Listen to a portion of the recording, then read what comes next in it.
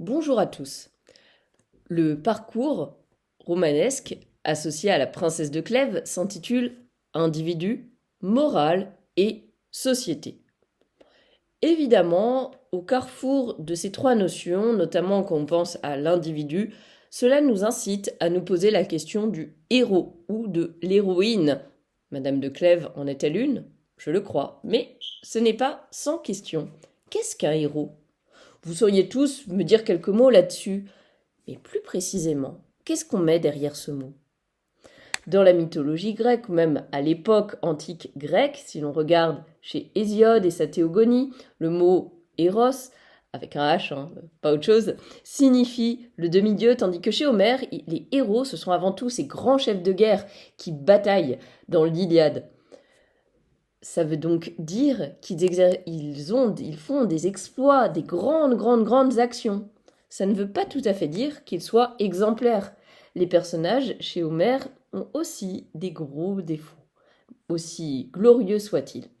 Il n'empêche que ce n'est pas n'importe qui, c'est héros. Et vous voyez, ce sens d'exploit, de grandeur, de valeur particulière, eh bien cela va continuer quand le mot va passer dans le latin, puis dans la langue romane, qui deviendra ensuite le français. Ainsi, on a des héros à l'époque médiévale, et ces héros ont des valeurs chevaleresques, des héros de chevalerie. On y pense très bien avec tous les grands exploits qu'ils accomplissent pour conquérir leurs dames, notamment, par exemple, parmi mille autres choses, mais on pourrait relire toutes les histoires autour des chevaliers de la table ronde, par exemple. Ce mot, au fil des siècles, va continuer à garder ce côté un petit peu d'exploit, grandiose. Et du côté, on va dire, par les armes, ça va aussi prendre une dimension morale. Morale ou exemplaire, avec des grandes qualités, des choses que tout le monde n'a pas.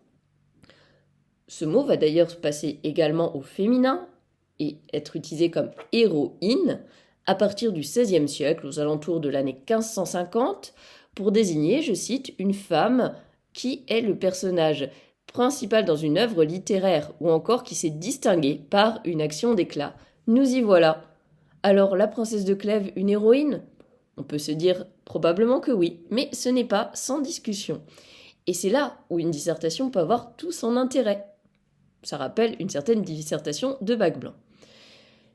Si on continue dans les années ultérieures, cette question du héros va devenir encore plus problématique. Parce qu'on part d'une catégorie très haute socialement avec ces chefs de guerre, avec les chevaliers, ce n'est pas n'importe qui. Et au XIXe siècle, on va s'intéresser aux hommes ordinaires. Alors, a-t-on affaire à des héros de l'ordinaire? C'est une question. Progressivement, on va même parler en réalité d'anti-héros, pour montrer des personnages principaux, personnages, un autre mot important, mais qui n'est pas synonyme de héros, des personnages qui vont avoir un côté contre-exemple, qui vont faire l'inverse de ce qui est attendu d'eux. Je pense par exemple à Fabrice Del Dongo dans La Chartreuse de Parme sur le champ de bataille de Waterloo, où il ne sait absolument pas que faire et où se situer.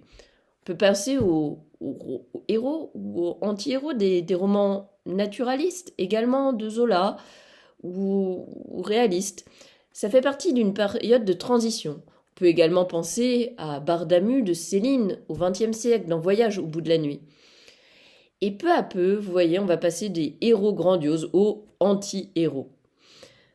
Dans les années 1950, ce sera même la mort du héros, en tout cas proclamée comme telle par les promoteurs du nouveau roman. On voudra à cette époque-là déconstruire et l'histoire, l'intrigue habituelle des romans, et en même temps ce héros, pour en faire autre chose. Voilà pour quelques éléments historiques, simplement pour vous dire qu'il y a une évolution à la fois dans l'histoire, mais que ça n'empêche pas de venir réfléchir à ces failles, à la grandeur, aux exploits, aux qualités morales.